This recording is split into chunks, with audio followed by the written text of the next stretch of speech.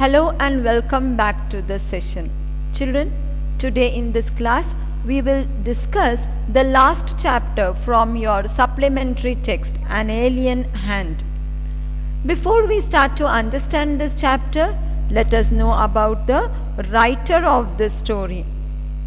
The writer of the story is Jayant Vishnu Narlikar, who was born on 19th July 1938.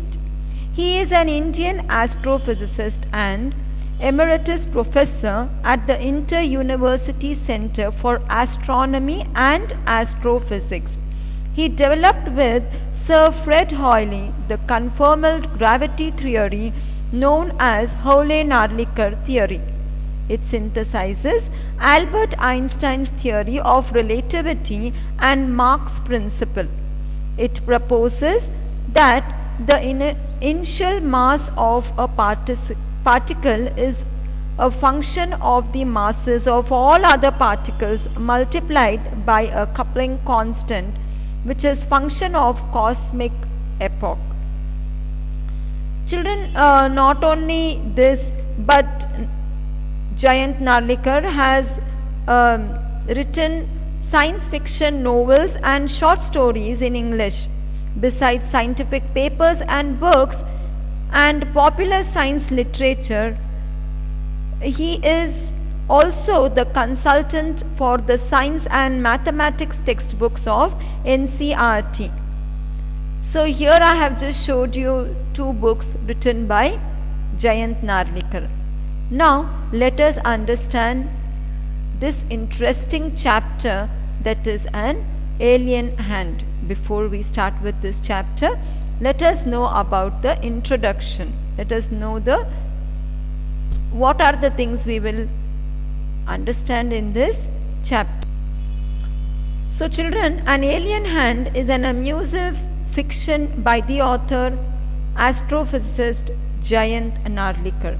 The story narrates why the Viking mission of NASA to find life on Mars failed. Tillu lives with his parents and other people beneath the surface of Mars. Some people go to the surface and work through a passage.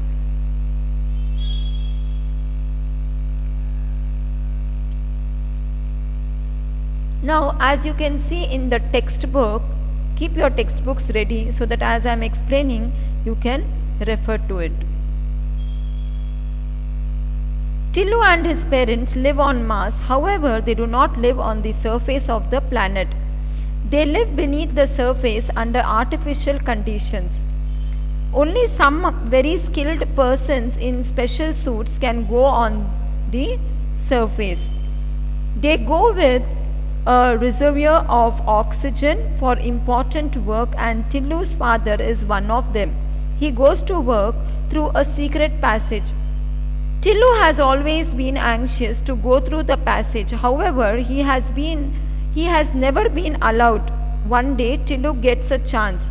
He gets hold of his father's security card and quietly makes way to the forbidden passage. So now let us check on what happens, whether he is successful in going into the passage and what does Tillu see in this passage. All that we will know in this story.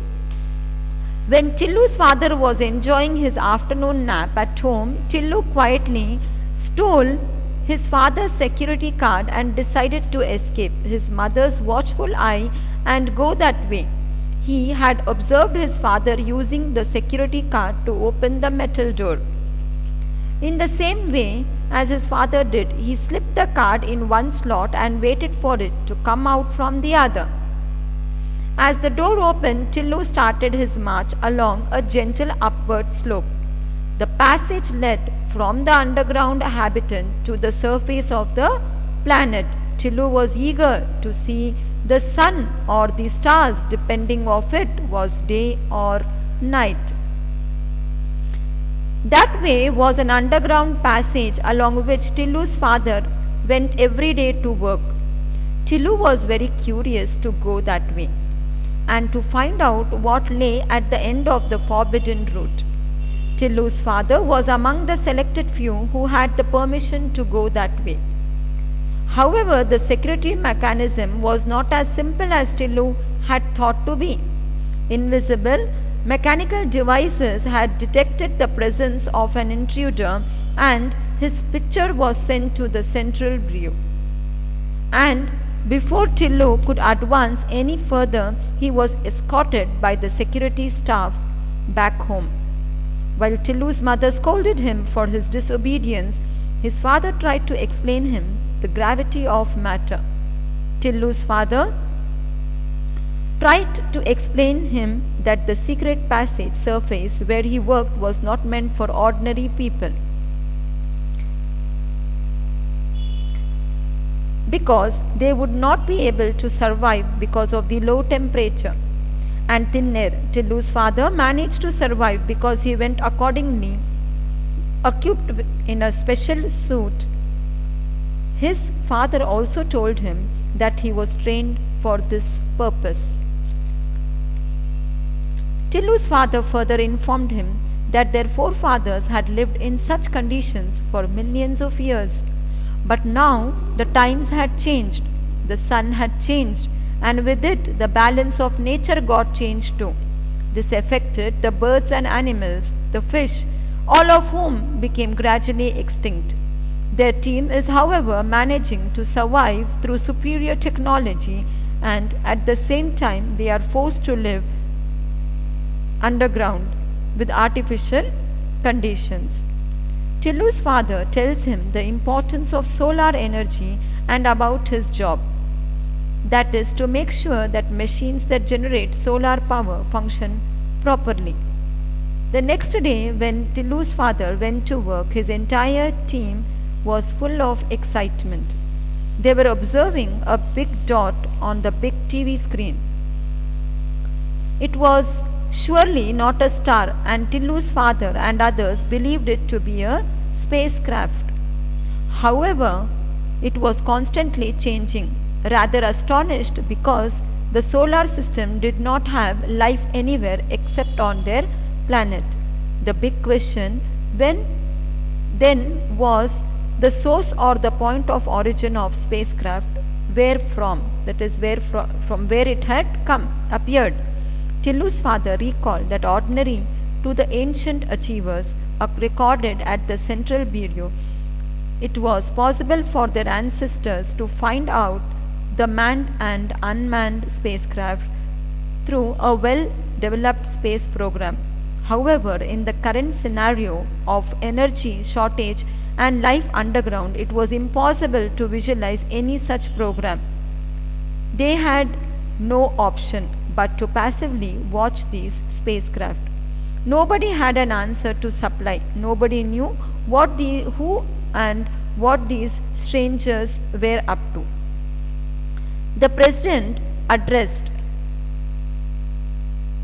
the issue with facts and details that he had.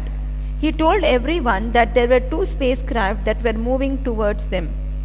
One was orbiting our planet while the other was a little far away. It was guessed that the spacecraft came from the neighboring planet. Tillu witnessed the dealings of the mysterious activities. The president sought the suggestions of the members regarding these mysterious activities. Number 1 suggested that they could render the spacecraft ineffective once they land.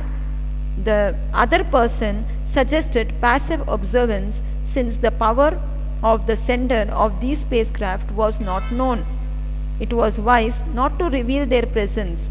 And again, another third person agreed to the second person's suggestion and went on to say that their surface activities should be kept to bare minimum.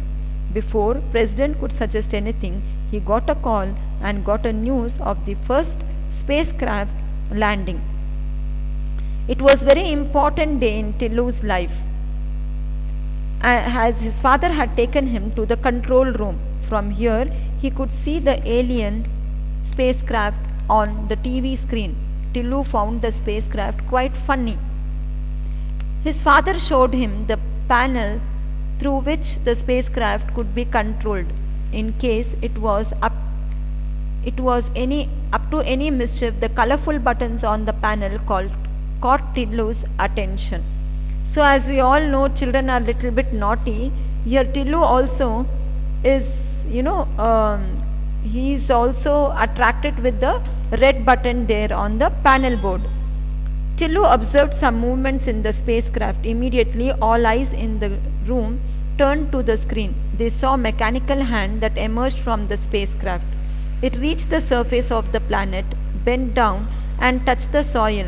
The telescope lens of the TV camera was zoomed to get a better view of the mechanical hand.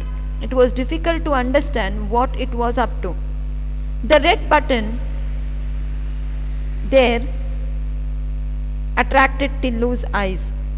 He could not resist his desire and he pressed the red button. There was a shrill whistle and everybody turned to Tillu.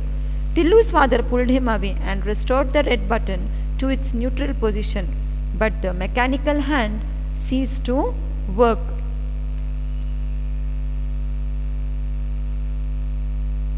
At the press conference held by NASA, a scientist talked about the Viking mission that was going on smoothly till the mechanical hand stopped working and could not dig out the Martian soil for examination. The scientist, however, failed to understand the nature of malfunction. A little later, there was another press release from NASA informing the restoration of the mechanical hand. Soil samples were collected from the planet's surface for examination. Out of all the planets in our solar system, Mars is nearest to location and physical conditions to the Earth. Therefore, scientists were hopeful to find some signs of life on Mars. However, the mission found no signs of life on Mars. So, this was a short story written by Jayant Narlikar, and he explains about the mission of NASA, which was however not able to find out what they wanted to find related to the Martian surface. So children, now in our online class we will discuss more about this chapter and some meanings from this chapter as well, and the given question answers. So thank you for listening.